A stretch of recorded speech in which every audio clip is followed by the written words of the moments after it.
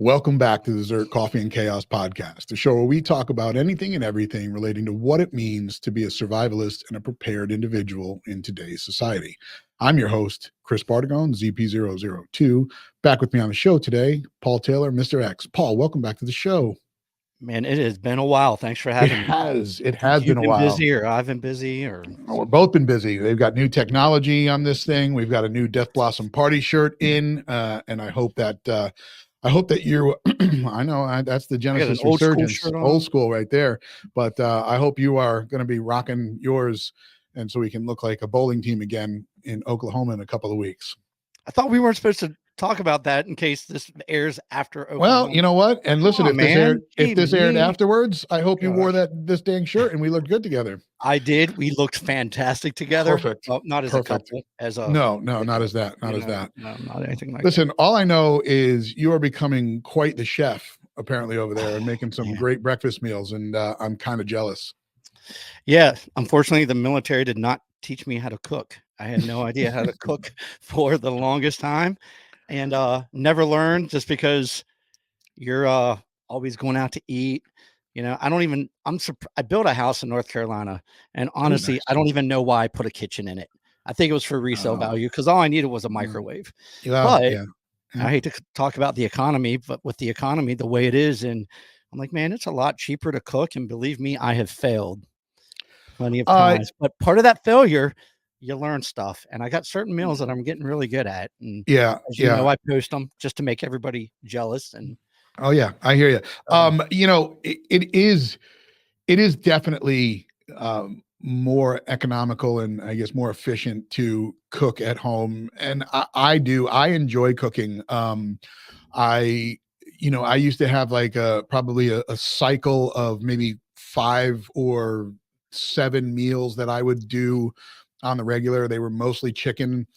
Earlier this year, I started to hop on the carnivore diet, where it's obviously just now meat, and doing steak at home. And then, I try to throw in some fruit and whatnot. It's pretty effective. And it's good. I mean, I can't lie. On the weekends, I do have my cheats, and, nothing tastes better than firing up the Blackstone or the grill top, whatever you have, and cooking some pancakes on there, because man, oh man.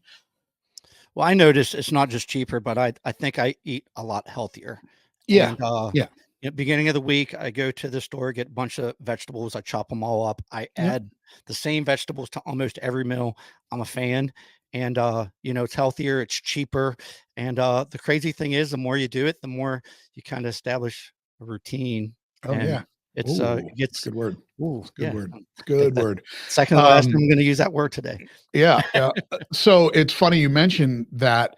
A couple of weeks ago, I went camping, and it was a guys camping weekend. So me and a buddy of mine have been doing this since COVID, actually. And we ate like freaking kings. I mean, and we usually do. It's part of the experience. Like, there's 2 things that are part of our camping routine that are kind of constant. One, it's the morning coffee. Like, having that morning coffee sitting around the campfire is just crucial. And 2 are the meals. I mean, I've wanted to go a little bit more minimalist on meals, but we always just completely blow that right out of the water. I mean, we did a pork tenderloin, we did some chicken, we had string beans, and you're cooking this we cooked it on a grill outside, at the campsite. And then, I had the green beans steaming over here, and dude, it was so good. I mean, we ate to the point where we were just overstuffed. But you got to love it, man. But it was all healthy. It wasn't like we were sitting there crushing bags of Doritos or anything. I mean, it was all healthy food. I think you bring up a good point, because when I first started actually attempting to cook, it was whenever I did the walk on the C&O Canal, and I was like, man, I got to figure something out. So started figuring out a plan, and, they got those meals ready to eat, like a military MRE. But I think, man, there's things that have so many additives and preservatives, and there's a time and a place to go minimalist. Yeah, you're right. But man, when you're camping and you're kind of car camping or motorcycle camping, dude, you got space in your vehicle, put a cooler back there. And that's part of that experience. That's part of the going out there. Yeah, Me man, me cook, me live, exactly. make a fire and do this stuff. And it's just, Right. it makes it a better time. Totally. You're 100% right. But even going car camping right now, I mean, there wasn't every campsite that I've gone to this year, and I camped a lot more this season than I did in the past. But every campsite, I passed the grocery store. You don't even need to bring as much anymore, where you can just go on the way to the campsite on Friday, and you don't even you bring the meal for Friday, you bring the meal for the breakfast in the morning, and then we like to go out for lunch to see the surrounding area and whatever. We find a brewery Stella comes with, and it's a good time. But you can just get that stuff there. Like you said, there's a time for minimalist, and that's when you've got a backpack and you can't really fit that kind of food in there. And then there's a time to just enjoy it. And we certainly did enjoy it that weekend. And I got to tell you, I've enjoyed the camping meals my entire season of camping this year. And it's always it is always healthier because you're not getting all of you're not worrying about bread. You're not worrying about, it's just stuff that you can cook on an open fire on a grill. There you go. Now you're I know like I'm at that's the kids' table here a little bit, but I can see that it's been driving you up a wall. Folks, listen, yeah, listen, thank you for joining us today. I just kind of putting a little bit of information out there before we get into the show. Obviously, we publish our shows on Spotify and Apple Podcasts, and those shows go out every Thursday. Usually try to get them out for your morning drive. So if you're listening to us on your way to work, thank you so much. Please drive safe and provide any feedback when you can on these shows, as we love to hear that and read that. We also publish the video version of this show on YouTube, usually comes out after, whether it's a couple of days or sometimes even a week after. And that just depends on how much content I am trying to get out there. And then obviously there are clips of this that go out on TikTok. So if you are following the ZERT TikTok, then you can head over there and see a short clip of that as well. But please, if you are not following the YouTube channel and you're listening to this, head over to the YouTube channel, like the channel, subscribe to the channel, and hit the bell notification so you find out when we drop these videos. Last thing, and it'll probably have been put out prior to this on social media, but ZERT now does have a new forum, and it's on the Discord platform. So if you are familiar with Discord and you know how to use it, we will link it below in the comments, but you can find that the ZERT Nation now has a Discord, which is going to replace the old forum that we had a few years ago.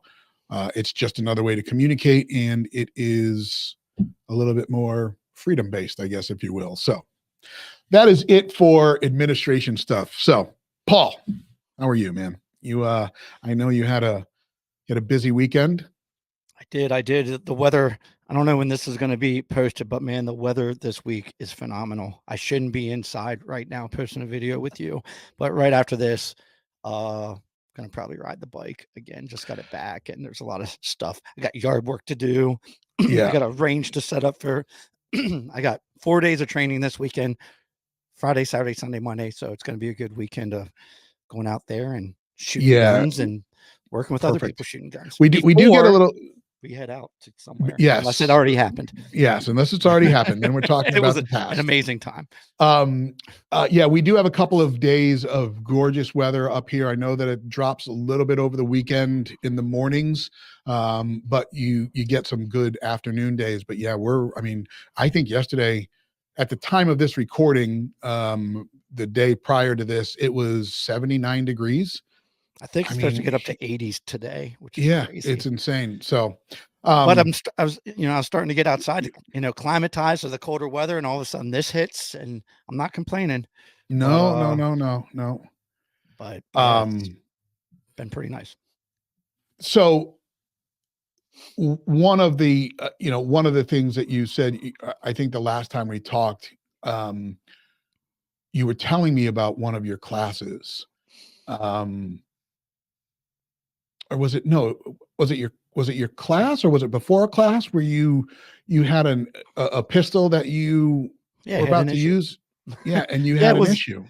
Yeah, right? it was during class, and the crazy thing was is I try to shoot almost every day, and you know, putting content out there, and it's like, well, if I'm going out on the range and I'm shooting, I might as well take a video, throw content out. Right. But the day before, and this is my carry gun, and I usually shoot my carry gun quite a bit of times whenever I'm practicing on the range and trying to make videos and trying to improve them. No, I'm not for hire, by the way. Well, Maybe let's maybe hold on. sometime in the future. Right. Let me ask you, let me ask the question because I'm sure everybody wants to know.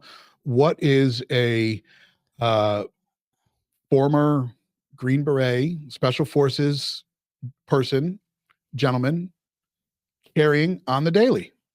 What is your everyday carry, Paul? I carry a SIG Macro that you love, Oh, but it's we're not a going to normal. talk about it. It is not Yeah, a yeah, normal SIG not a macro. normal All one. right. So you I were on the SIG macro. And I know that we've had that conversation. And obviously I did that for all those that are listening here. You know, if you guys watch the Sean Ryan podcast or ever do that, he always asks us, yes, what do they carry daily? You are carrying the SIG macro. Now the SIG macro that you bought. How was it born? We'll just go that way. Was it born as a traditional macro with a comped slide? it And it did not have a comp. I should have bought the one with the comp, okay, but I didn't, just because I bought I think it was a Macro Tactical or something with tac the extra ops. magazines, Attack Ops, and I Yep. honestly shouldn't have. And thinking about it, considering the amount of money I made or did to change it, but I should have bought that one. I didn't. As soon as I bought it, I'm very particular about the guns that I shoot, and it has to. It's not the gun as much as I need to be able to do a certain standard. And Right. when I buy a small handgun or shoot a small handgun, I still want to do sub 2 second splits with it, and Okay.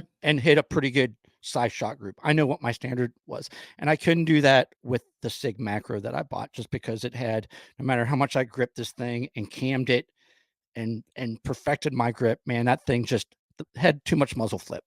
Didn't have enough grip to grip a hold of, Yep. and it just that muzzle would rise and it'd take too much time to get my front sight back in the target before I could shoot.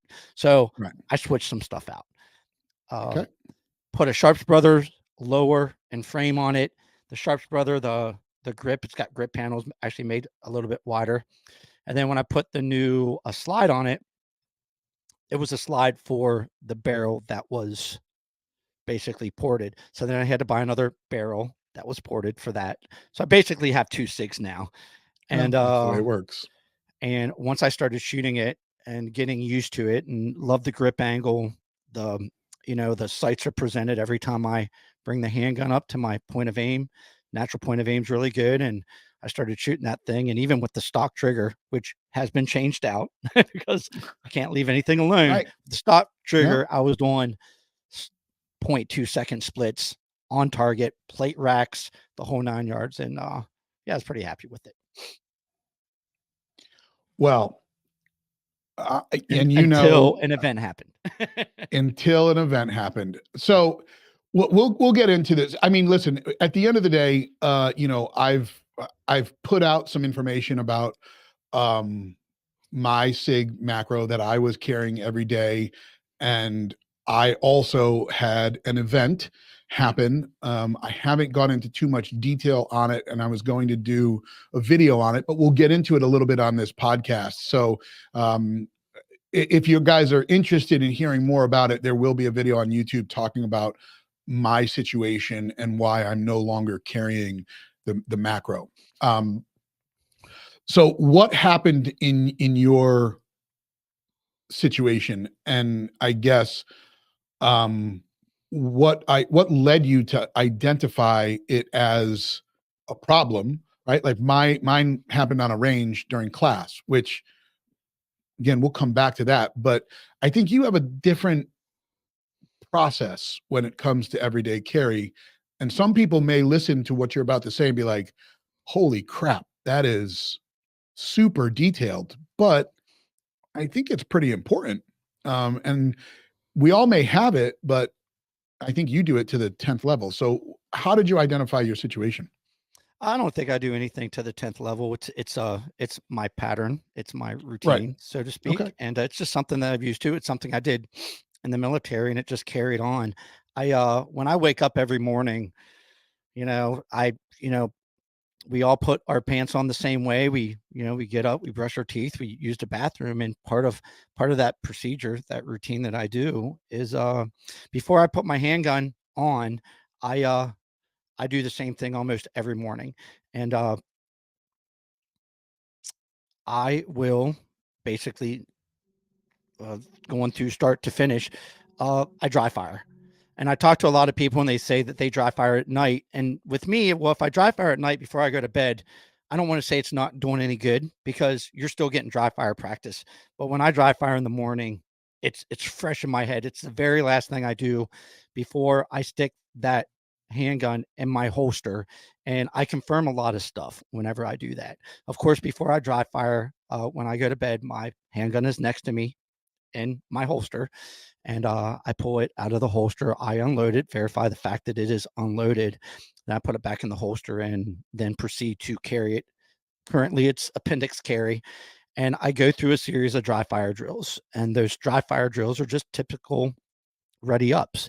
And I start extremely slow, making sure that I pinpoint every aspect of every fundamental of my draw stroke. Sometimes most of the time I start with my eyes closed. So I'm not paying attention to a target. I'm not paying attention to any surroundings, not paying attention to the TV. And I'm literally doing a 4-step draw stroke with each step taking about a second. So it's from touching the holster or clearing my cover garment to pulling the trigger. It's a 4-second draw stroke. Okay. Now, how much time do you spend doing that initial step? 4 seconds. But I mean, 4 seconds, and then how many runs, if you will? Like how many times do you do it? Okay. It all depends on if I execute that draw stroke perfectly. Okay. And if I it's just a progression of speed. Yep. And my very last one, after about 5 reps, I reduce it, kind of like we talk about rhythm drills. I'll do a 1 second per step, 3/4 of a second, half a second, quarter second. Then I work down to a potentially trying in my head, and I know my times, about a 1 second draw. And if I hit that 1 second draw, I know I'm good.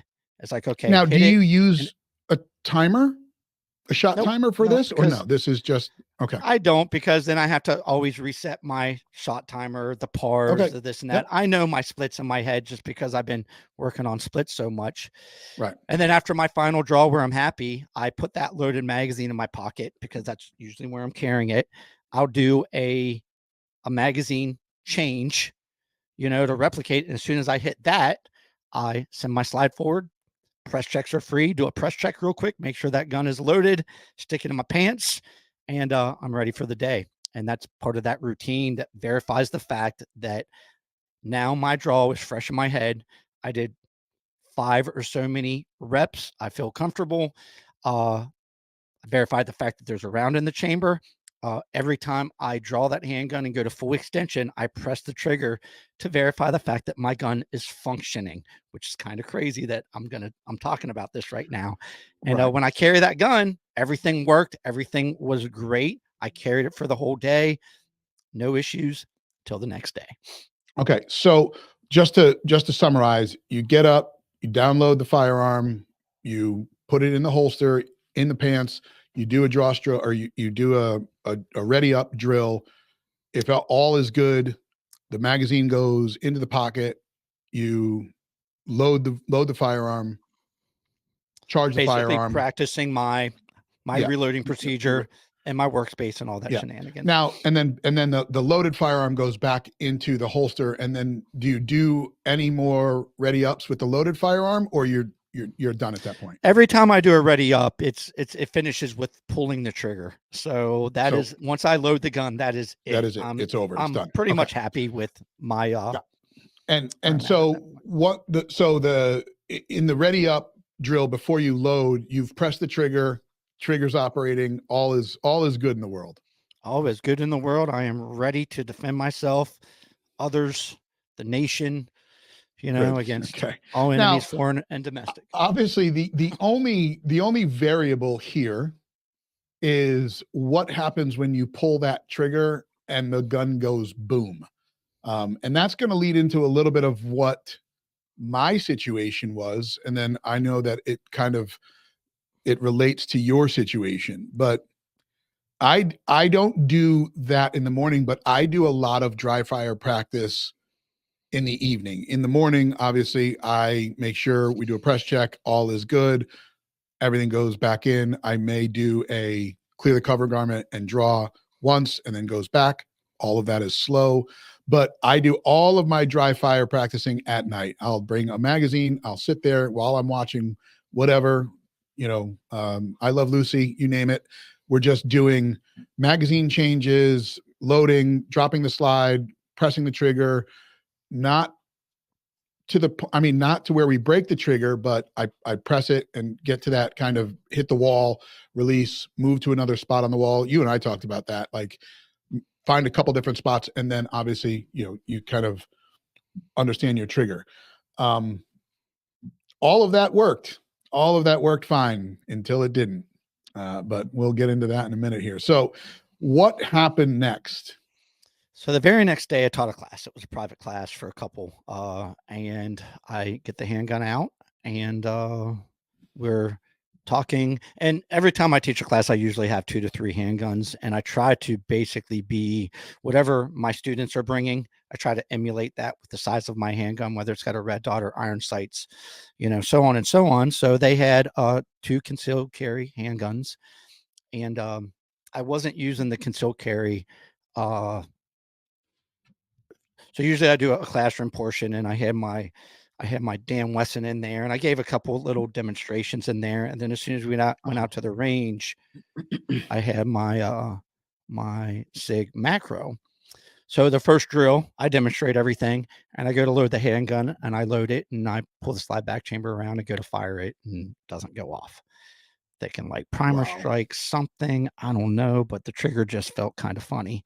So about loading 3 or 4 rounds, I finally unloaded the thing and tried to dry fire it. And the trigger wouldn't even pull.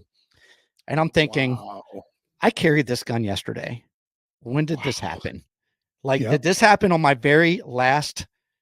Like, I had no idea. It's like if something would have happened the day before, holy cow. I mean, this thing was basically a rock that I needed to throw at somebody.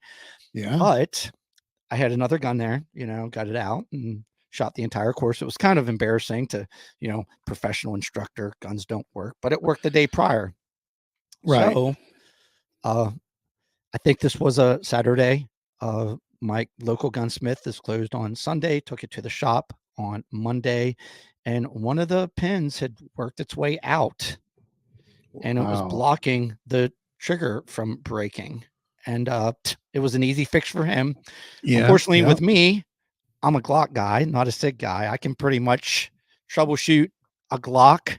I can troubleshoot an AR with my eyes closed. SIGs, I just didn't know what to do, which is one of the problems with a new handgun that, and I got to tell you, man, there's SIGs. If you watch the video, how to tear their suckers apart, like how to tear the trigger apart, those things are complicated. They are complicated. I will tell you, right. And I will tell you that, and to kind of lead into this, I have a mostly love relationship for SIG. I mean, I like their products. Say what you will about them, and everyone's entitled to their own opinion, of course. But my first firearm was a SIG back in the day. Like it was a SIG, the 2340. Don't ask me why. This was back before I knew anything, but it was the first firearm I got. And there's a lot of people out there who are like, oh yeah, well, SIG was a great company when it was German SIG and now it's US SIG and it's not the same. And it is what it is. Then they came out with the P320 and that's when I started to look at SIG again. Up until then, I was a Smith & Wesson guy, an M&P guy. And, like it or not, I got to shoot the P320 when I was down doing some filming with Viking Tactics, and Kyle had just got on board with those guys, and I immediately liked it, and I immediately went and got a 320. Now, again, everyone can shit on SIG for their whole drop issue with the guns going off, whether it happened, whether it's still happening. Grand Thumb just did a video where they dropped a whole shit ton of firearms, and they dropped this 320 way more than every other firearm and from higher heights than every other firearm, and the gun didn't go off. So do your own research, like what you like, love what you love, hate what you hate. It is what it is. But all that being said, here's an issue that you had where a pin walked itself out. I had my macro that I was carrying every single day, took to a training class, and the first string of drills, like, sure, ready ups was fine because it was up one holster, up one holster. And then when I had to do up shoot 3, I had a failure to extract every other drill. The instructor would come over and he'd grab the firearm and he would run it and it would run fine. I get the firearm back. And this is all confusing to me, and I have not been able to quantify any of it since because I've not taken it back to the range. My fault completely. But I would then take the same magazine, he'd hand it back to me, and I would shoot it the same and failure to extract. That same day, it was a VTAC class. Kyle had his firearm out there, which, by the way, a couple of months earlier when I was down in Tennessee, he had malfunctions with his.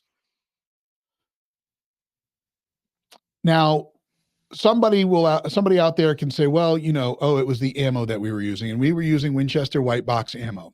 But that's very popular ammunition. Now, you did dry firing. When you had your experience, it had nothing to do with the ammunition, right? No, it had nothing to do with the gun. Okay, let's reframe that. I don't think it had anything to do with SIG. So I'm just going to put that disclaimer out. I've done a ton of stuff to that handgun. I have an aftermarket trigger. I have an aftermarket slide frame. When the issue was found, and this isn't a video to slam SIG at all. And I don't no. SIG to watch this and be like, you darn it, and blah, blah, blah.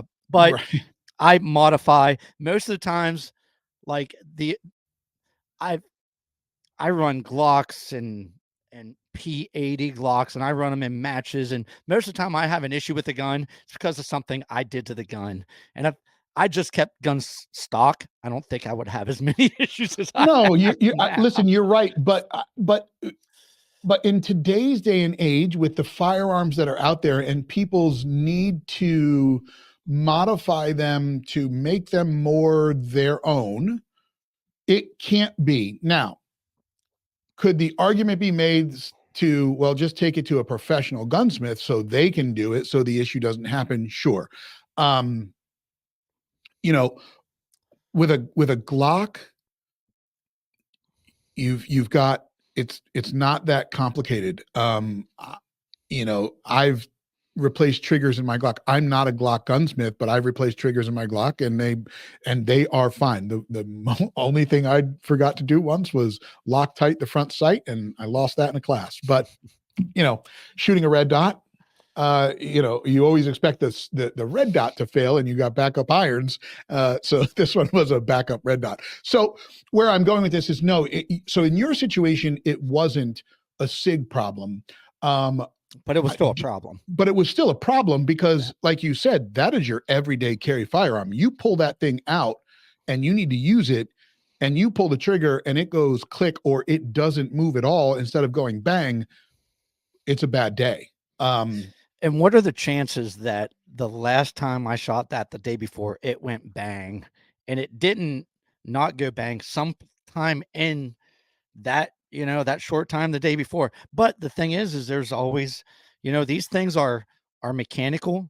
Something can break, and you can do your best to establish some type of, something. And man, you just don't know when something's going to happen.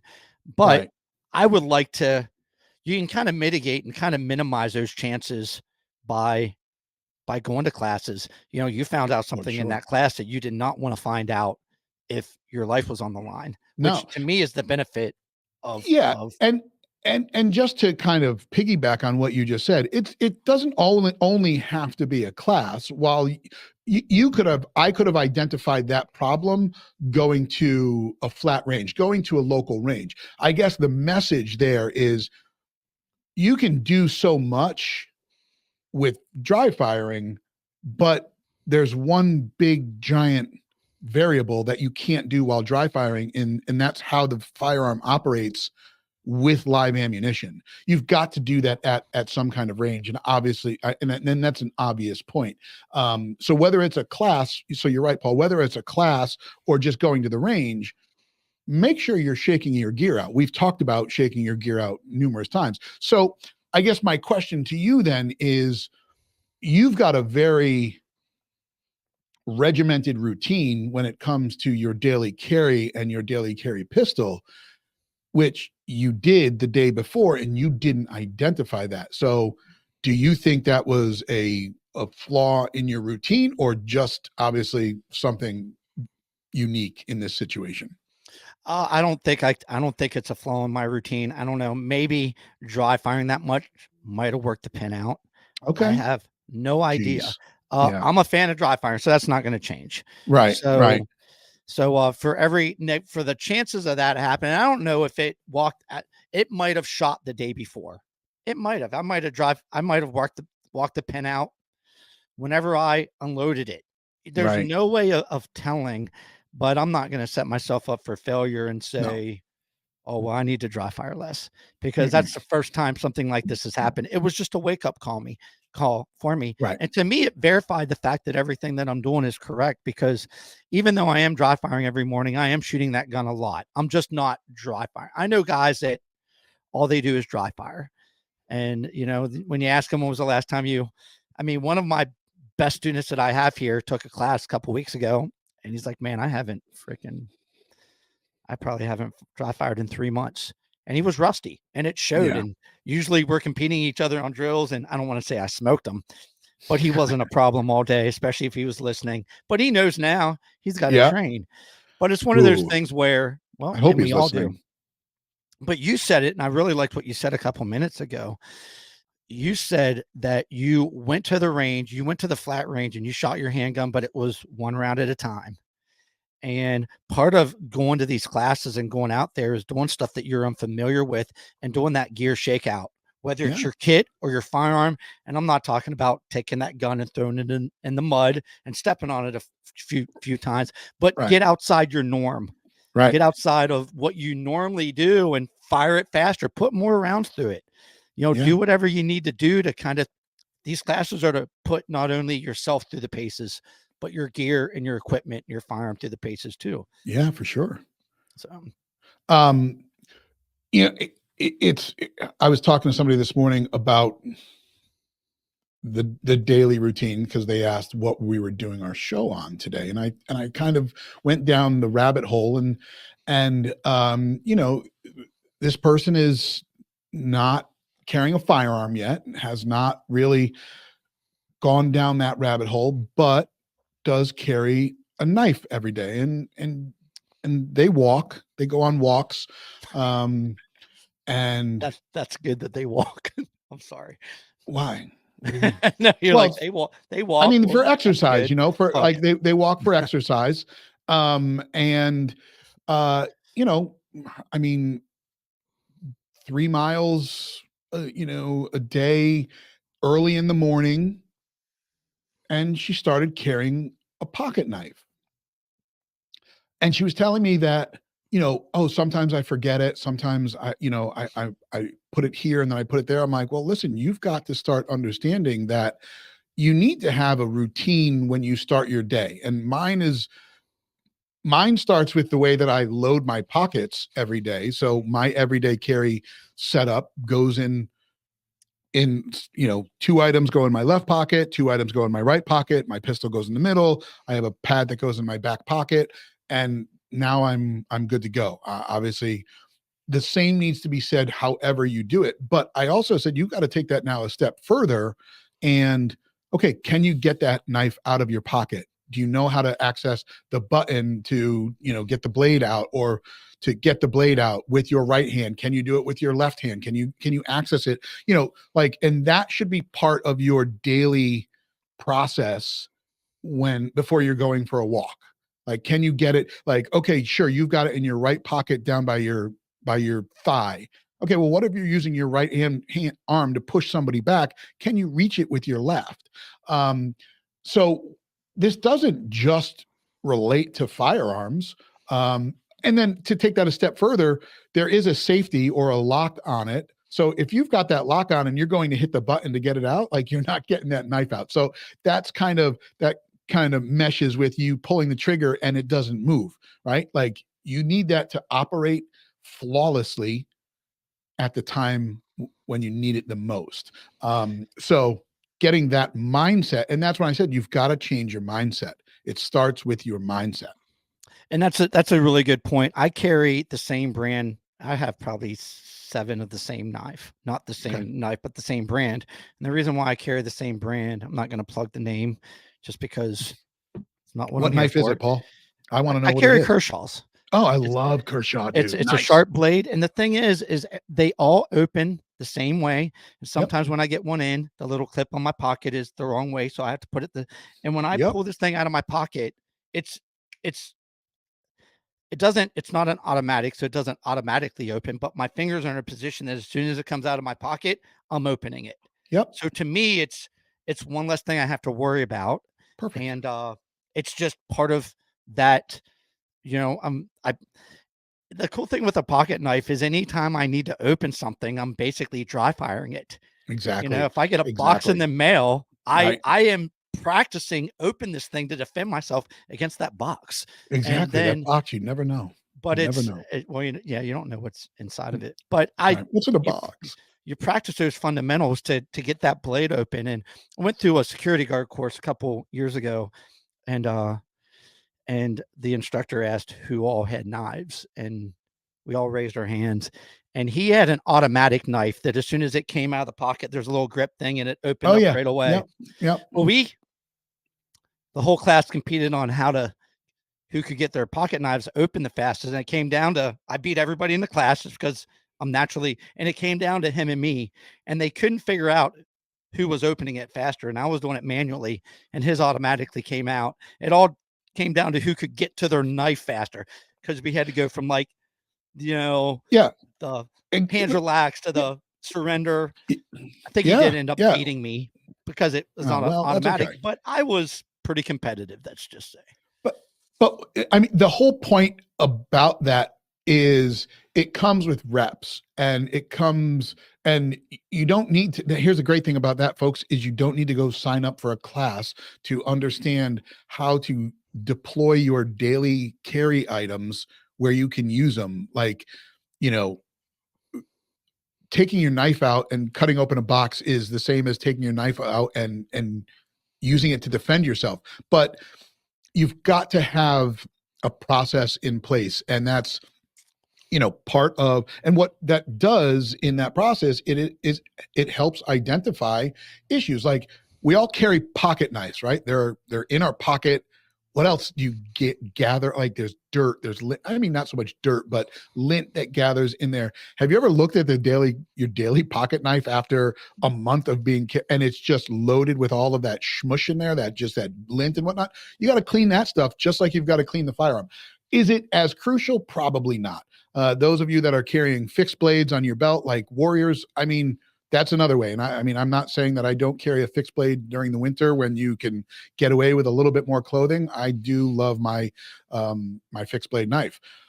But you identified this situation that could have been bad if you needed it in real time, or in a real life situation.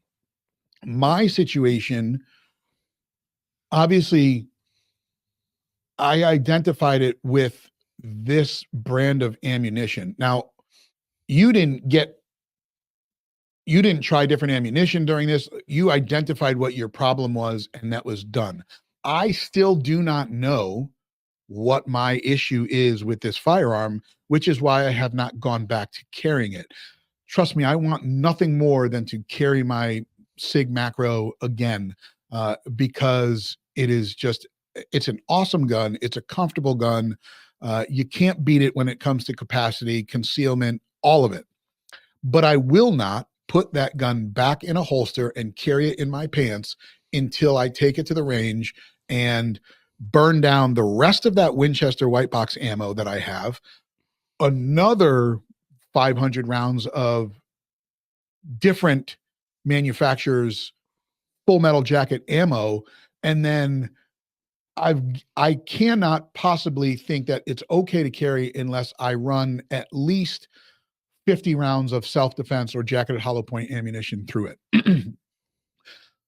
And maybe that's excessive, and you can tell me, Paul, if you think that's excessive, but I really did not like what happened that day. Now, I had a backup firearm, which was a SIG P320, and I ran the rest of, I didn't have any other ammunition, so I ran that ammunition all day long through that P320 and through the Glock, the Alpha Dog EG1. I had no issues with it. No, I don't think that's excessive at all. I mean, if I carry a gun, I want no doubt that I have a firearm that's going to shoot every time, ammo that's going to shoot, and a holster that is not only comfortable but freaking works. I'm trying to set myself up for success. I don't want to go into a situation with all these what ifs, and that's all you're doing. You buy a new gun and you don't shoot it before you carry it, man. There's just so many and people are like that. It's like, how many rounds you got to? Oh, I haven't shot it before. Why are you carrying that handgun? Yeah, exactly. Or they, bringing stuff to class is fine because you're there to do a gear shakeout. But if it doesn't work, what's your backup plan? Yeah, I have, and granted, in my range, I have rental guns and equipment that people can use. But man, when I go to a class, when we went up to the SIG Academy together, I'm always bringing. Sometimes I bring a backup to a backup, because and that's stuff breaks, right. And I don't want to be that student that misses out on drills that I'm paying for, information and knowledge, to just sit there and watch because my stuff breaks and armor's working on my stuff, over here while I'm watching everybody learn and have a good time. Now, granted, I can sit there and learn from somebody talking, but I'm there to participate and, of course, like you said, run my gear, run my equipment, run myself. Right. Yeah. So, obviously going back to, and I think you're just going to connect this point, no matter how much dry fire training I have done with that firearm, I would not have identified that situation. I mean, I don't know when that happened. I have taken that firearm to the range before and I've had no issues with it. So it just was not on my radar. I'm not going to lie and tell you that I don't think that the Glock 48 that I'm carrying may have that issue right now. I don't know. What does that mean to me? Well, that means to me that I need to get out and get to the range more than I've been, just so I can feel a little bit more confident about it.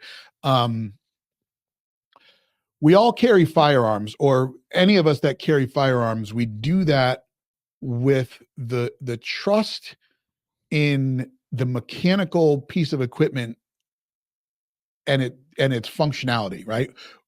I mean, you don't shoot the firearm every single day before you carry to ensure, okay, this thing works.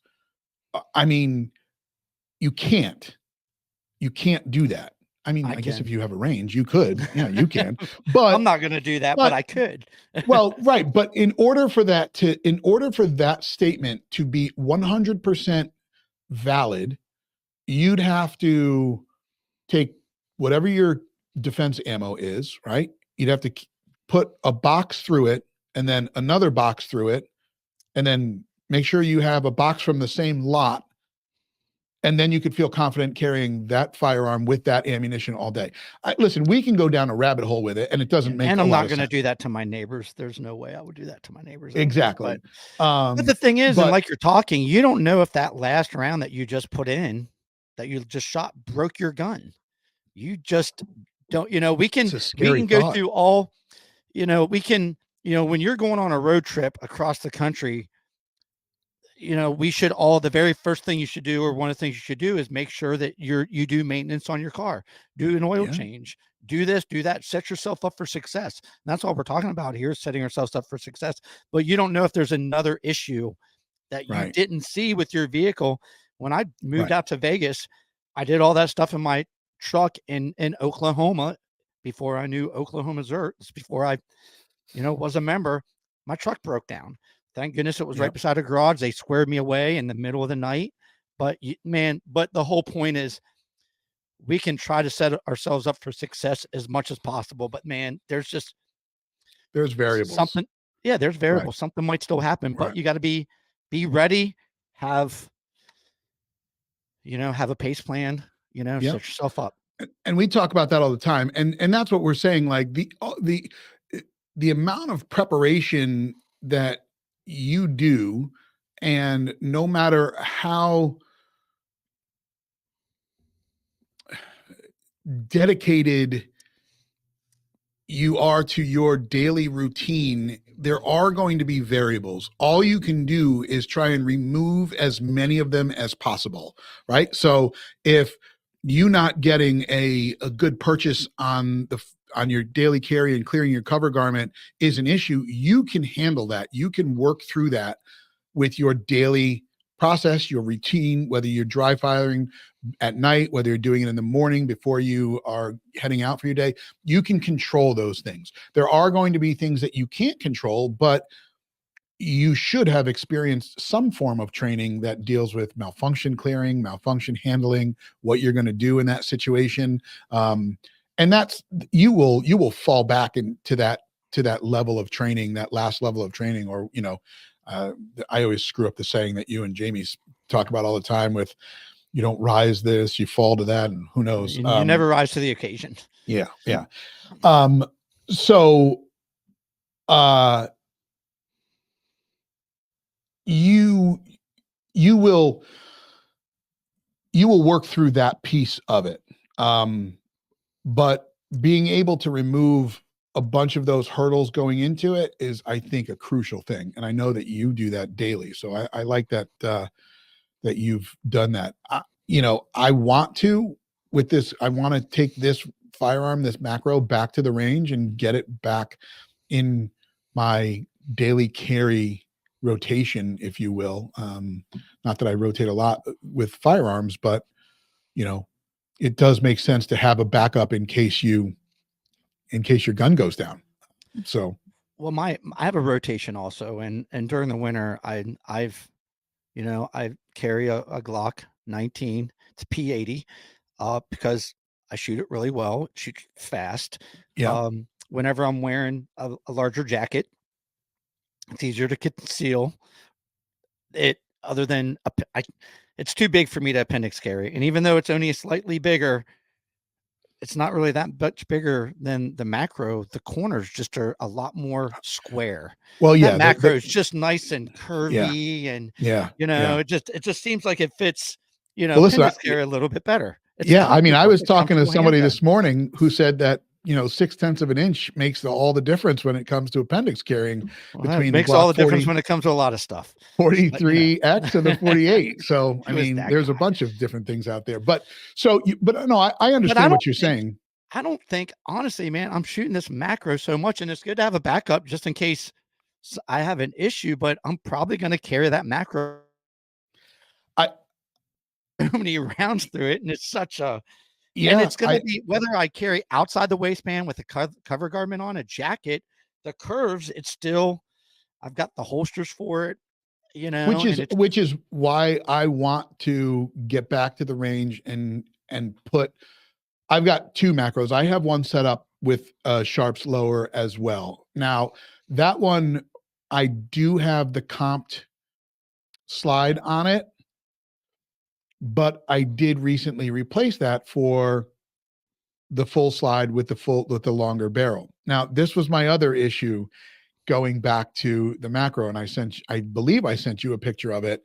And this is going to kind of highlight a little bit of a problem with SIG, but also what kind of a great company they are, because I called them on the phone and they immediately sent me a call tag to have it sent back if I couldn't get it figured out. But I went to swap the slide out on the macro, and I could not get the slide back on the macro. Now I have done slide removal. I've cleaned firearms. I've replaced slides. I have never had an issue. I've never had an issue with this firearm up until this day, but this issue made me want to throw this gun into the garbage because I could not get the slide on. And I'm talking, you could have stood on this thing and the slide would not have moved. I have no idea what was hanging up on it. I called SIG. He was like, check this, check that. It was funny. I was on the phone because I sent the picture to Kyle. He called while I was on the phone with SIG. I hung up with SIG, called Kyle back, and it must have known that Daddy Lamb was on the phone because all of a sudden the slide was like slip and just went right back on. So it must have been scared that it was not performing, but it was so, I don't know what was hanging up, but that slide would not make it. Something was out of alignment. If something was out of alignment. But even talking to you, you were like, oh no, yeah, you've got to wiggle this and you've got to move that. I don't like that. I don't like that at all. This is a very popular production gun that has been sold to probably hundreds of thousands, and that's times 10. You shouldn't have this issue. Also, I shouldn't have an issue with Winchester white box ammo running through this popular of a firearm. So that's my one kind of complaint here. Now, I got the slide to go back on. I have not tried to take that slide off again. I will not. I have taken the slide off ever. I'm never cleaning that firearm, or we're just going to blast it with some bore cleaner and just call it a day. But you know, that should not happen. The crazy thing is, this is about the same time a fellow ZERT member down here had the exact same issue that you had. I don't know if you remember. He couldn't get his off. Yeah. But it was the same thing. That alignment was off, and took it to the same gunsmith that I took mine to. And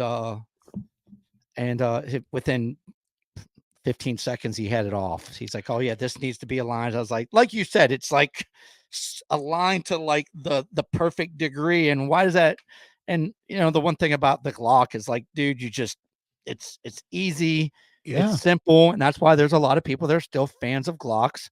SIGs are awesome, but like I said, it's an hour-long video to take that thing completely apart and to like switch out the fire control unit and that whole thing. I've watched that thing about 6 times, and I'm still not confident enough that I can do it and not just have to take a box full of parts to my gunsmith, and now he's going to make fun of me for the rest of my life. Yeah. Yeah. I changed out the trigger from, I actually, a friend of mine, Mark, had swapped out the trigger to the Apex flat trigger back in 2016. And I actually took it back to the original because there was just it was just immediate. It was like a 1911 trigger. It was that, and I'm like, no, not for a carry gun.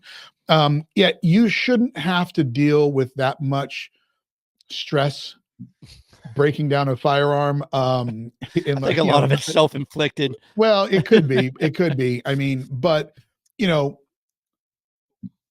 I've got a couple looming issues here with that firearm, and the one that had the sharps lower on it and the stock slide with the comp slide, that ran flawlessly. When I went to Tennessee, I did not bring it to that class, and that was probably my mistake. I should have brought that, but at the time I was carrying the macro, and then I wanted to also carry the 320 and put a little bit more trigger time on that weapon platform. There's a reason why everybody out there is loving the 320. And like I said, I shot it the rest of the day. I had 0 issues, 0 malfunctions. And I mean, I was back to just having a good old time shooting. and not worrying about the firearm. They worked on my firearm all day. They changed out the extractor. I know with Kyle's, they changed out the extractor and the spring. They swapped out the barrel on mine, and they finally said, well, it might be the barrel. Now, the barrel was a SIG barrel. So I don't know, when I spoke to Jamie, he said there's tolerance issues there. Maybe, again, we'll find out, but it is what it is. Yeah, I personally don't like the 320 only for ergonomical reasons and stuff. And it's crazy that you mentioned being a Smith & Wesson guy before, and then you're basically hopping on the SIG bandwagon. My last firearm I bought was a Smith & Wesson M&P 2.0. I love that handgun. I love the way it feels. Yeah. Man, the grip is just amazing. Trigger. Now, I bought an older one, so I'm putting a newer trigger on it, newer trigger. But I just, man, my sight index, every time I present that firearm, my front sight position and the rear sight, I don't have to think about anything. Right. And I don't know. I think the biggest thing is, and I know that, we had this, we already talked about, we're not sitting here like the intent of this is not to get people to buy SIGs. They are complicated handgun. The more you watch these videos, for you guys that are gunsmiths or armorers or like to tinker with your firearms, I've sold more SIG macros than any other handgun whenever I teach. I have students that are like, what would you buy? I'm like, man, to shoot fast, get that ported SIG macro. Because to me, the size of the handgun is perfect. Just so much about that handgun, especially if you have a little bit smaller hands. If you have big hands like us, I need a bigger grip. So there's so many different grip panels that you can do, but most people out there, you're going to tinker a little bit. And the first time I attempted to take this gun apart, it was to put a trigger in, and it's like just way too complicated, way too many. If you know anything about the macro, there's a point where this piece holds this piece in, that holds this piece in, and it's just like, whoa, wait a second. But SIG is doing great stuff. I'm constantly getting emails that they're coming out with new stuff, and they're putting their money where their mouth is. And now some of this stuff, I don't know if it's new or if it's just bedazzled, but I mean, they're doing a lot of great stuff. They got military contracts. They seem to always be improving their guns, coming out with, just good stuff. And I'm a fan. That will continue to be my carry gun until something happens. And then I can fall back to my Glock 19 P80, which I'm going to have to clean and get the dust off and make sure all the pins work and dry fire it. And then before I actually carry it, take it out there to the range and put some rounds through it with speed, anger, and aggression, and make sure that I do a nice little gear shakeout with it. Yeah. I'll tell you what, now, if this has already happened, then I've already done this. But if it hasn't happened by the time I put this out there, I am going to bring my macro out to Oklahoma, and we'll run a little bit through it. I mean, I know that we have a rifle class coming up. So if you guys are listening to this, who knows, I might have already done it and we've had a great experience. But well, I know whether or not it happened or not, and I won't let the cat out of the bag. Great. We're getting into Marvel, like different timelines here in multiverses. So if we're losing you, I'm sorry about that. We're not making these videos the day he posts them. I'm pretty sure. Exactly. That's it. But listen, at the end of the day, you just talked about the new M&P. I mean, I got to tell you, I love the M&P 2.0. When I start doing dry fire with my Glock, I love the Glock. I mean, I do. I love all pistols, and I'm a fan. I'm not just like a Glock guy and I only shoot a Glock. I want to be able to shoot effectively with any of those firearms. I mean, I would love to be able to shoot effectively with the Chiappa Rhino, the revolver, or a 1911, any of it. Like, I want to bring that one up. Come on. I had to bring that one up. But I want to be able to do. I want to be effective with all of those and not just one. Some people out there carry one firearm every single day, and they go and they train with that firearm all the time, and that's their main firearm. And listen, that's your personal preference. And that's the great thing about us human beings, that we can all like what we like and have our own preference. And that's that. And I mean, obviously there's no judgment on what you carry and how often you shoot with it. When you talk to Jamie, and I mean, I'm sure you've heard him, like his everyday carry is a 43. Out in California, you're limited. Although he did get a 48 recently, and 48 MOS, and he's been shooting the shit out of that and he loves it. So there is something to be said about that. When you're talking about a 48 or a SIG, or, in a state where there's a magazine restriction, you've got to take the capacity part out of the equation. And because unfortunately, it's 10 rounds, whether you're shooting a Glock or a SIG or a Smith & Wesson. And then it just comes down to shootability and what you shoot better.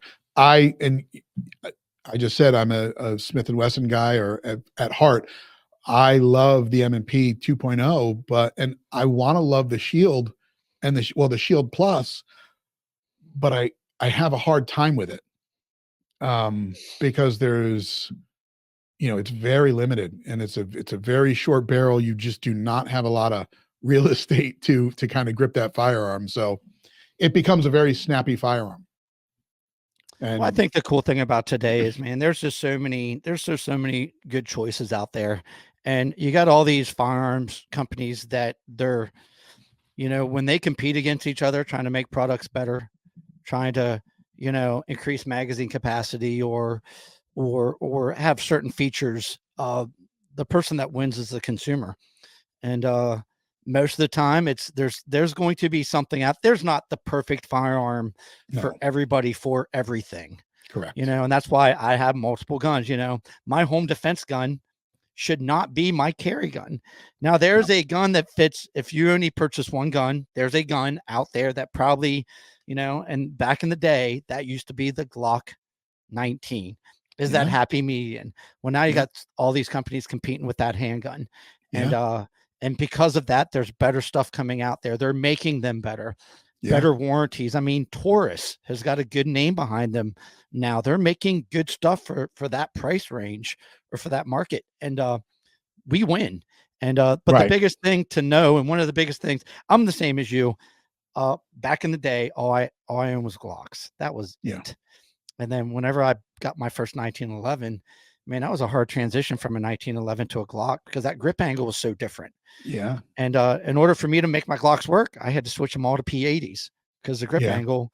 So when you're purchasing different guns, if I put down a gun and pick up, if this was my everyday carry and I switch to this, I should still not be thinking about anything.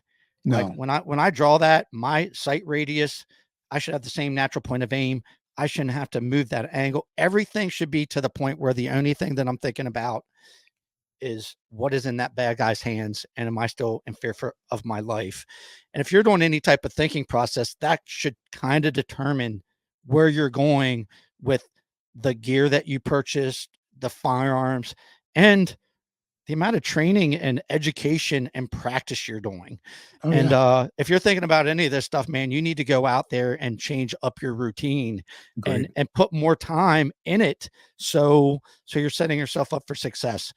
And that's, in your gear, guns, mindset, training, the stuff that you listen to, the things you do every day. If you're, oh, well, I got to do this and I got to do that, and you got all this stuff on your plate, but you're putting that off because you got to watch your favorite TV show, man, that's that routine that you got to change, man. We got to spend more time setting ourselves up for success. Yeah, I agree.